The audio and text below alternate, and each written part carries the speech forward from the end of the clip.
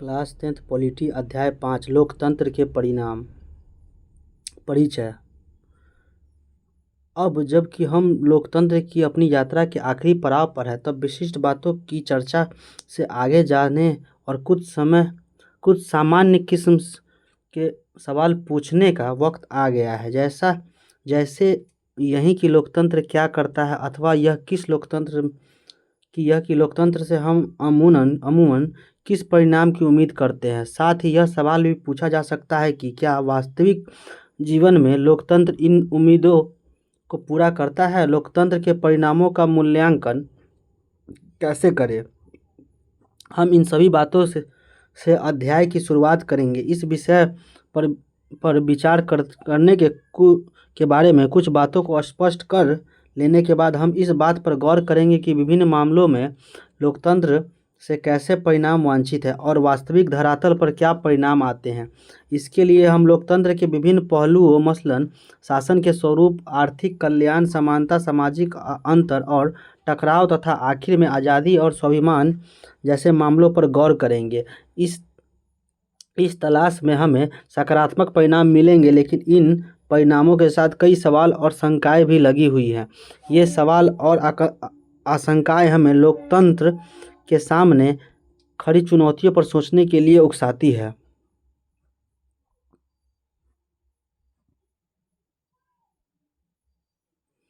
लोकतंत्र के परिणामों का मूल्यांकन कैसे करें। क्या मैडम लिंगदो की कक्षा में हम इन्हीं निष्कर्षों पर पहुंचे थे। मुझे वह कक्षा इसलिए बहुत पसंद आई क्योंकि बच्चों को बने बनाए निष्कर्ष नहीं बता दिए गए थे।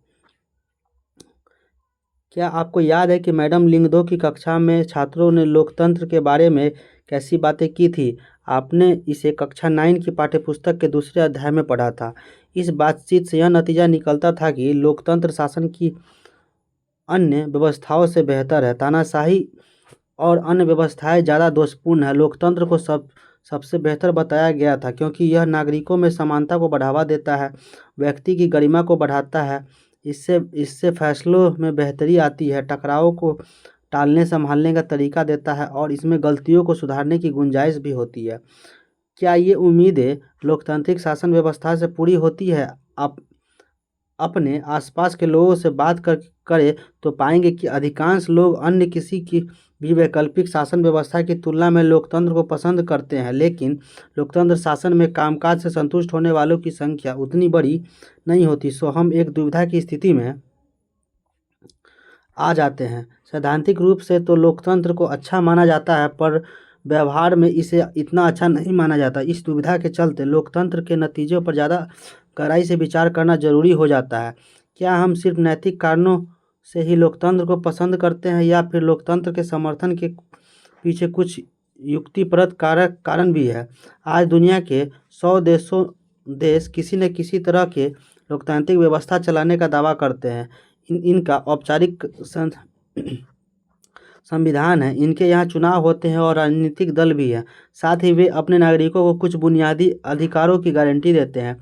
लोकतंत्र के ये तत्वों को अधिकांश देशों में समान है, पर सामाजिक स्थिति, अपनी आर्थिक उपलब्धि और अपनी संस्कृतियों के मामले में ये देश एक दूसरे से काफ़ी अलग अलग है। स्पष्ट है कि इन सबका लोकतांत्रिक शासन व्यवस्था के नतीजों पर भी असर पड़ता है और एक जगह जो उपलब्ध हो वह दूसरी जगह भी उसी तरह दिखे यह जरूरी नहीं है। लेकिन क्या कोई ऐसी बुनियादी चीज़ है जिसकी उम्मीद हम लोकतांत्रिक शासन व्यवस्था से करेंगे ही। कई बार हम लोकतंत्र को हर मर्ज की दवा मान लेते हैं और इससे यह चीज़ की उम्मीद करने लगते हैं कि लोकतंत्र के प्रति अपनी दिलचस्पी है और दीवानगी के चलते अक्सर हम यह भी कह बैठते हैं कि लोकतंत्र सभी सामाजिक, आर्थिक और राजनीतिक समस्याओं का समाधान कर सकता है।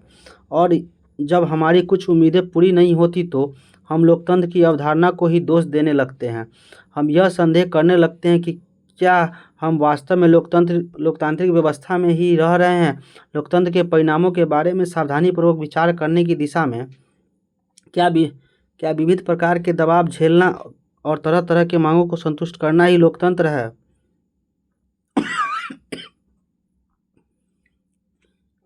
पहला कदम यही है कि हम पहले यह माने कि लोकतंत्र शासन का एक स्वरूप भर है। यह कुछ चीज़ों को हासिल करने की स्थितियां तो बना सकता है, पर नागरिकों को ही उन स्थितियों का लाभ लेकर अपने लक्ष्यों को हासिल करना होता है। इतना ही नहीं, लोकतंत्र का उन अनेक चीज़ों से ज़्यादा सरोकार नहीं होता जिनको हम बहुत मूल्यवान मानते हैं। लोकतंत्र हमारी सभी सामाजिक बुराइयों को मिटा देने वाली जादू की छड़ी भी नहीं है। तो आइए हम कुछ चीज़ों की जांच करें जिसकी उम्मीद हर लोकतांत्रिक व्यवस्था से की जा सकती है, और साथ ही लोकतंत्र के रिकॉर्डों पर भी नज़र डालें। उत्तरदायी, जिम्मेदार और वैध शासन। कुछ ऐसी चीज़ें हैं जिनसे लोकतंत्र को पूरा करना ही चाहिए। लोकतंत्र में सबसे बड़ी चिंता यह होती है कि लोगों का अपना शासन चुनने का अधिकार और शासकों पर नियंत्रण बरकरार रहे। वक्त जरूर वक्त, ज़रूरत और यथासंभव इन चीज़ों के लिए लोगों का निर्णय प्रक्रिया में भागीदारी करने सक्षम होना चाहिए, ताकि लोगों के प्रति जिम्मेवार सरकार बन सके और सरकार लोगों की ज़रूरतों और उम्मीदों पर ध्यान दे। इन सवालों के तफलीस में जाने से पहले हम हमारे सामने एक मामूली सा जान पड़ता सवाल यह भी है, क्या लोकतंत्र सरकार कार्यकुशल होती है? क्या यह प्रभाव होता है? कुछ लोगों का मानना है कि लोकतंत्र में कम प्रभावी सरकारें बनती है। निश्चित रूप से ये सही है कि अलोकतांत्रिक सरकारों को विधायिका का सामना नहीं करना होता। उन्हें बहुसंख्यक या अल्पसंख्यक नज़रिए का ख्याल नहीं रखना पड़ता। लोकतंत्र में बातचीत और मोलतोल के आधार पर काम चलता है। क्या इससे लोकतांत्रिक सरकारें कम प्रभावशाली हो जाती हैं? आइए अब फैसले को मूल्य के हिसाब से तौलने की कोशिश करें। ऐसी सरकार की कल्पना कीजिए जो बहुत तेज़ फैसले लेती है, लेकिन यह सरकार ऐसे फैसले भी ले सकती है जिसे लोग स्वीकार न करे, और तब ऐसे फैसले से परेशानी हो सकती है। इसकी तुलना में लोकतांत्रिक सरकार सारी प्रक्रिया को पूरा करने में ज़्यादा समय ले सकती है, लेकिन इसने पूरे प्रक्रिया को माना है, इसलिए इस बात की ज़्यादा संभावना है कि लोग उसके फैसले को मानेंगे और वे ज़्यादा प्रभावी होंगे। इस प्रकार लोकतंत्र में फैसला लेने में जो वक्त लगता है वो बेकार नहीं जाता। अब दूसरे पहलू पर नज़र डालें। लोकतंत्र में इस बात की पक्की व्यवस्था होती है कि फैसले कुछ कायदे कानून के अनुसार होंगे, और अगर कोई नागरिक यह जानना चाहे कि फैसला लेने में नियमों का पालन हुआ है या नहीं, तो वह इसका पता कर सकता है। उसे न सिर्फ जानने का अधिकार है, बल्कि उसके पास इसके साधन भी उपलब्ध हैं। इसे पारदर्शिता कहते हैं। यह चीज़ अक्सर गैर लोकतांत्रिक सरकारों में नहीं होती। इसलिए जब हम लोकतंत्र के परिणामों पर गौर कर रहे हैं, तो यह भी उम्मीद करना उचित है कि लोकतांत्रिक व्यवस्था में ऐसी सरकार का गठन होगा जो कायदे कानून को मानेगी। और क्या आप इस बात की कल्पना कर सकते हैं, सरकार आपके तथा आपके परिवार के बारे में क्या जानती है और कैसे जानती है? जैसे राशन कार्ड या मतदान पत्र पर सरकार के बारे में जानकारी के लिए आपके पास कौन कौन से स्रोत हैं?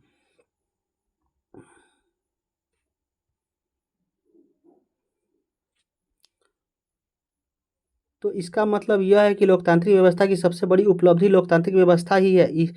इस मानसिक कसरत के बाद हमने यही नतीजा निकाला है ना। लोगों के प्रति जवाबदेही होगी। हम यह उम्मीद भी कर सकते हैं कि लोकतांत्रिक सरकार नागरिकों का निर्णय प्रक्रिया में हिस्सेदार बनने और उनके प्रति जवाबदेह बनाने वाली कार्यविधि भी विकसित कर लेती है। अगर आप इन नतीजों के आधार पर लोकतांत्रिक व्यवस्था को तौलना चाहते हैं, तो आपको इन संस्थाओं और व्यवहारों पर गौर करना होगा। नियमित और निष्पक्ष चुनाव, प्रमुख नीतियाँ और नए कानूनों पर खुली सार्वजनिक चर्चा, और सरकार तथा इसके कामकाज के बारे में जानकारी पाने का नागरिकों का सूचना अधिकार। इन पैमानों पर लोकतांत्रिक शासकों का रिकॉर्ड मिला जुला रहा है। नियमित और निष्पक्ष चुनाव कराने और खुली सार्वजनिक चर्चा के लिए उपयुक्त स्थितियां बनाने के मामले में लोकतांत्रिक व्यवस्था ज़्यादा सफल हुई है। पर ऐसे चुनाव कराने में जिसमें सबको अवसर मिले अथवा हर फैसले पर सार्वजनिक बहस कराने के मामले में उनका रिकॉर्ड ज़्यादा अच्छा नहीं रहा है। नागरिकों के साथ सूचनाओं का साझा करने के मामले में भी उनका रिकॉर्ड खराब रहा है। पर इसकी तुलना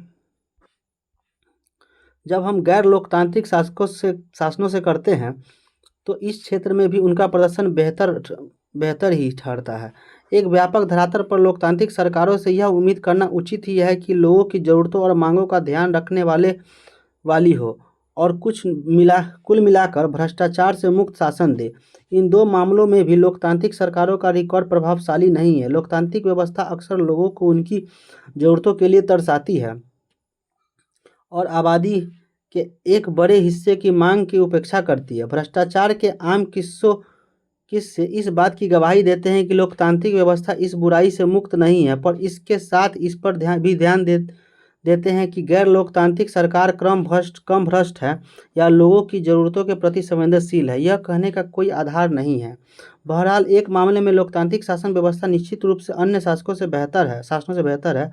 यह वैध शासन व्यवस्था यह सुस्त हो सकती है, कम कार्यकुशल हो सकती है, इसमें भ्रष्टाचार हो सकता है। यह पाकिस्तान को छोड़कर हर जगह लोकतंत्र को तानाशाही के ऊपरी वरीयता। इसमें किसी एक कथन से सहमत है, यहाँ पे कुछ दिया हुआ है। स्रोत state of democracy in south India.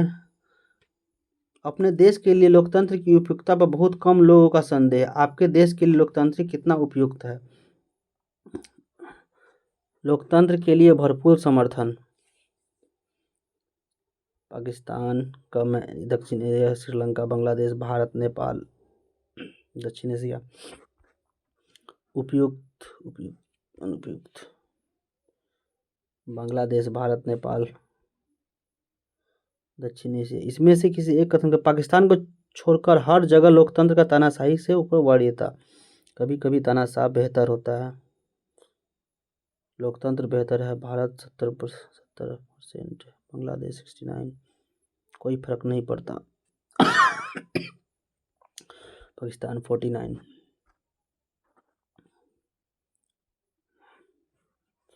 लोगों की ज़रूरतों की कुछ हद तक अनदेखी कर सकती है, लेकिन लोकतांत्रिक शासन व्यवस्था लोगों की अपनी शासन व्यवस्था है। इसी कारण पूरी दुनिया में लोकतंत्र के विचार के प्रति जबरदस्त समर्थन का भाव है। साथ ही दक्षिण एशिया के प्रमाणों से जाहिर है कि यह समर्थन लोकतांत्रिक शासन मुल्कों में तो है ही, उन देशों में भी जहां लोकतांत्रिक सरकारें नहीं है। लोग अपने द्वारा चुने गए प्रतिनिधियों का शासन चाहते हैं। वे यह भी मानते हैं कि लोकतंत्र उनके देश के लिए उपयुक्त है। अपने लिए समर्थन पैदा करने की लोकतंत्र की क्षमता भी लोकतंत्र का एक परिणाम ही है और इसकी अनदेखी नहीं की जा सकती। आर्थिक समृद्धि और विकास। अगर लोकतांत्रिक शासन में अच्छी सरकार की उम्मीद की जा सकती है तो उससे विकास की उम्मीद करना उचित नहीं है। अगर हम 1950 से 2000 के बीच के सभी लोकतांत्रिक शासकों और तानाशाहियों के कामकाज की तुलना करें तो पाएंगे कि आर्थिक समृद्धि के मामले में तानाशाहियों का रिकॉर्ड थोड़ा बेहतर है। उच्चतर आर्थिक समृद्धि हासिल करने में लोकतांत्रिक सरकार शासन की यह अक्षमता हमारे लिए चिंता का कारण है, पर अकेले इसी कारण से लोकतंत्र में खारिज नहीं किया जा सकता है। जैसा अपने अर्थशास्त्र में पढ़ा है कि आर्थिक विकास कई कारकों मसलन देश की जनसंख्या के आकार, वैश्विक स्थिति, अन्य लोगों के सहयोग और देश द्वारा की गई आर्थिक प्राथमिकताओं पर भी निर्भर करता है। तानाशाही वाले कम विकसित देशों और लोकतांत्रिक व्यवस्था वाले कम विकसित देशों के बीच का अंतर नगण्य सा है, पर हम उम्मीद कर सकते हैं कि इस मामले में लोकतांत्रिक व्यवस्था तानाशाही से नहीं पिछड़े। तानाशाही और लोकतांत्रिक शासन वाले देशों में आर्थिक विकास दर में अंतर भले ज़्यादा हो, लेकिन इसके बावजूद लोकतांत्रिक व्यवस्था का चुनाव ही बेहतर है क्योंकि इसके अन्य अनेक सकारात्मक फायदे हैं। इस तथा इसके आगे के 3 पन्नों पर दिए गए कार्टून धनी और गरीब लोगों के बीच के अंतर को दिखाता है। क्या आर्थिक समृद्धि का लाभ सबको बराबर हुआ है? राष्ट्र के धन में अपनी हिस्सेदारी बढ़ाने के लिए गरीब किस तरह आवाज़ उठा सकते हैं?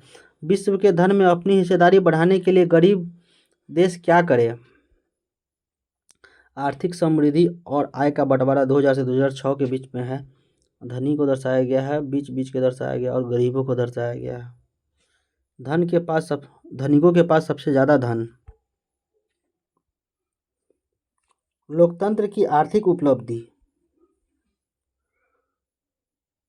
लोकतंत्र के पक्ष में दिए जाने वाले सबसे तर्क बड़े भावपूर्ण होते हैं। ऐसा होना भी चाहिए क्योंकि लोकतंत्र का रिश्ता हमारे गहरे मूल्यों से है। इन तर्कों के इर्द गिर्द होने वाली बहसों का साधारण तरीके से निपटाया जा सकता है। फिर भी तथ्यों को आंकड़ों के आधार पर लोकतंत्र के बारे में थोड़ी बहस चलाने में हर्ज नहीं है। लोकतंत्र की आर्थिक उपलब्धि के बारे में भी ऐसी बहस ही की जा सकती है। वर्षों से लोकतंत्र अनेक अध्येताओं ने सावधानी पूर्वक ऐसे प्रमाण इकट्ठा किए हैं जो बताते हैं कि लोकतंत्र का आर्थिक विकास और आर्थिक असमानताओं कैसा रिश्ता। यहाँ दिए गए चार्ट और नक्शों में ऐसे कुछ प्रमाण दिए गए हैं।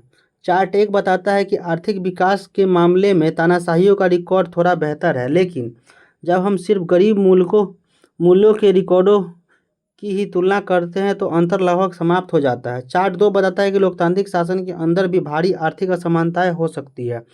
दक्षिण अफ्रीका और ब्राज़ील जैसे देशों में ऊपरी 20% लोगों का ही कुल राष्ट्रीय आय 60% हिस्से पर कब्जा है, जबकि सबसे नीचे 20% लोग राष्ट्रीय आय में के मात्र 3% हिस्से पर जीवन बसर करते हैं। डेनमार्क और हंगरी जैसे मुल्क इस मामले में कहीं ज़्यादा बेहतर कहे जाएंगे।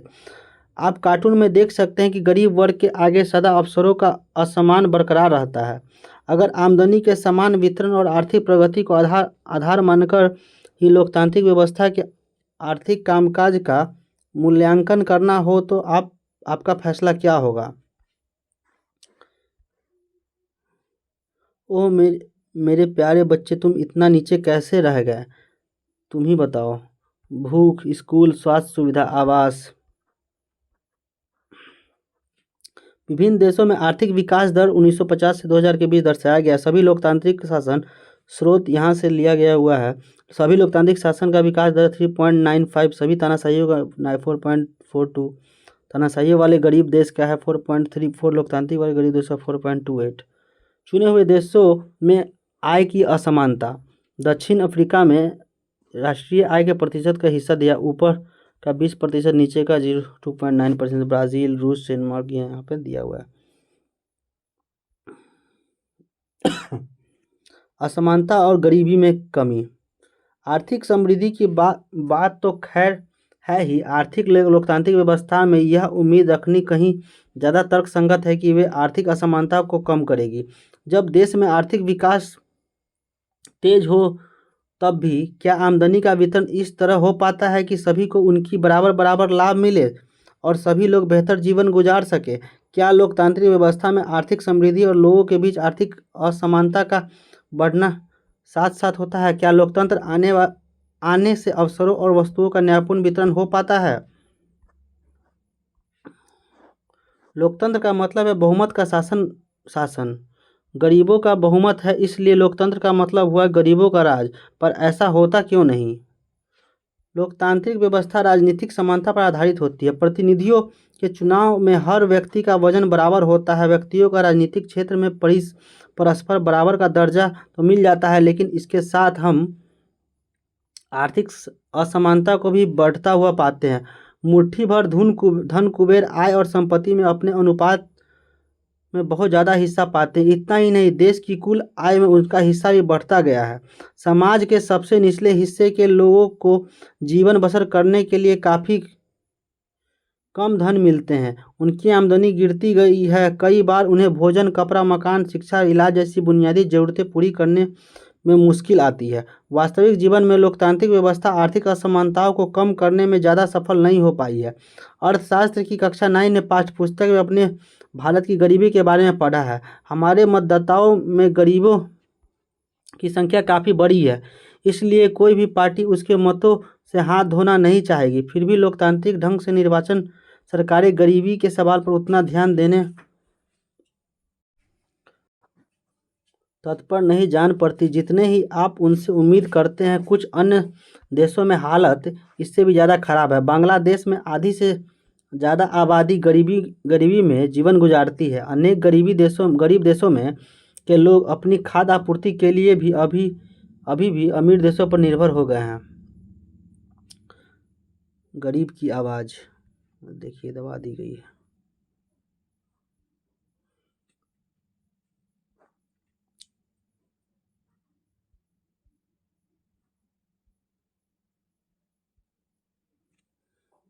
विश्व का धन चंद लोगों के हाथों में है, 50%, और विश्व का धन को यहाँ दर्शाया गया है।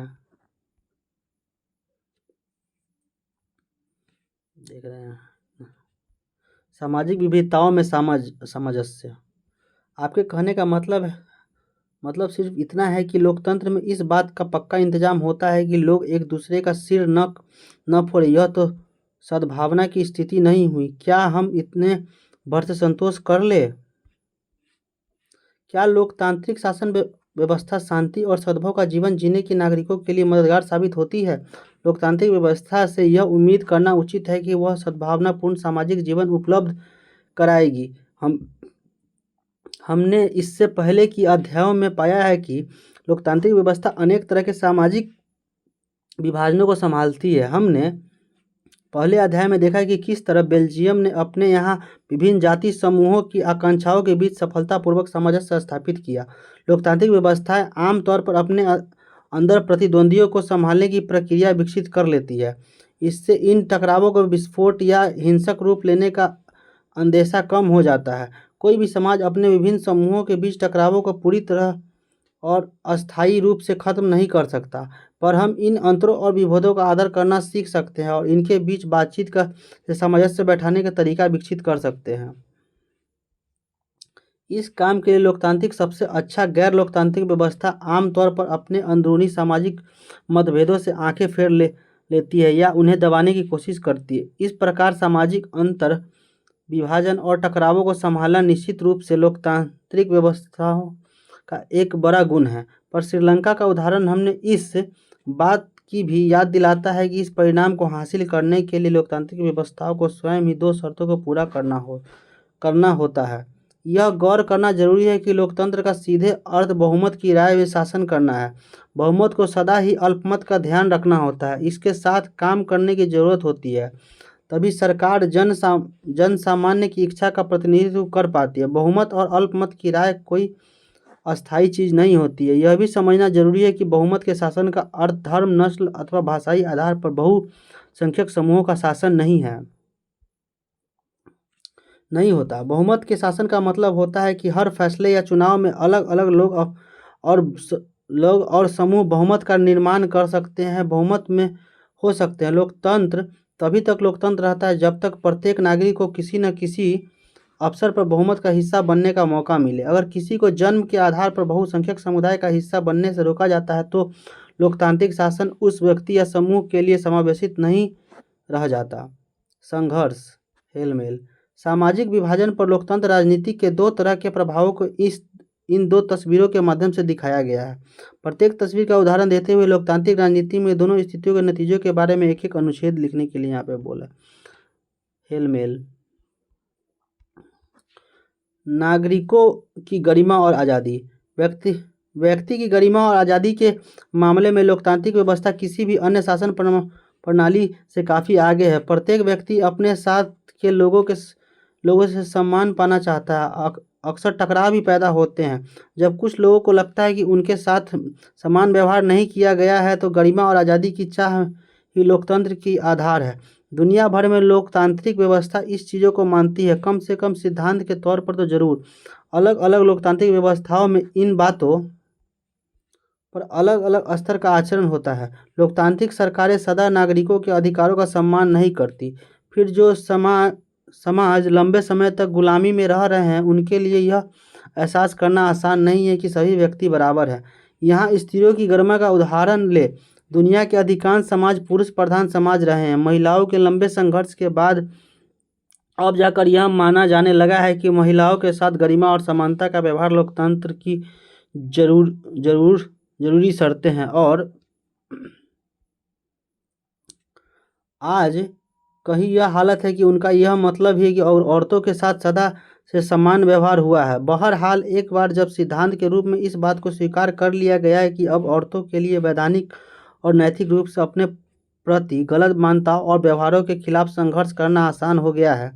और लोकतांत्रिक व्यवस्था में यह बात संभव न थी, क्योंकि वहाँ व्यक्तिगत आज़ादी और गरिमा न तो वैधानिक रूप से मान्य है और न नैतिक रूप से। यही बात जातिगत असमानता पर भी लागू होती है। भारत में लोकतांत्रिक व्यवस्था ने कमजोर और भेदभाव का शिकार हुई जातियों के लोगों को समान दर्जा और समान अवसर दावे को बल दिया है। आज भी जातिगत भेदभाव और दमन उदाहरण देखने को मिलता है, पर इसके पक्ष में कानून या नैतिक बल नहीं होता। संभवतः इसी एहसास के चलते आम लोग अपने लोकतांत्रिक अधिकारों के प्रति ज़्यादा चौकस हुए हैं। लोकतंत्र से लगाई गई उम्मीदों को किसी लोकतांत्रिक देश में मूल्यांकन का आधार भी बनाया जा सकता है।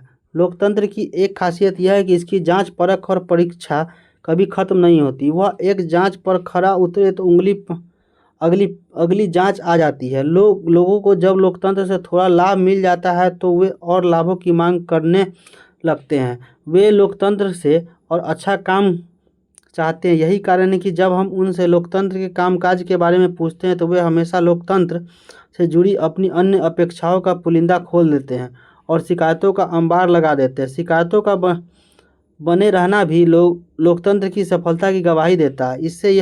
इससे पता चलता है कि लोग सचेत हो गए हैं और वे सत्ता में बैठे लोगों के कामकाज का आलोचनात्मक मूल्यांकन करने लगे हैं।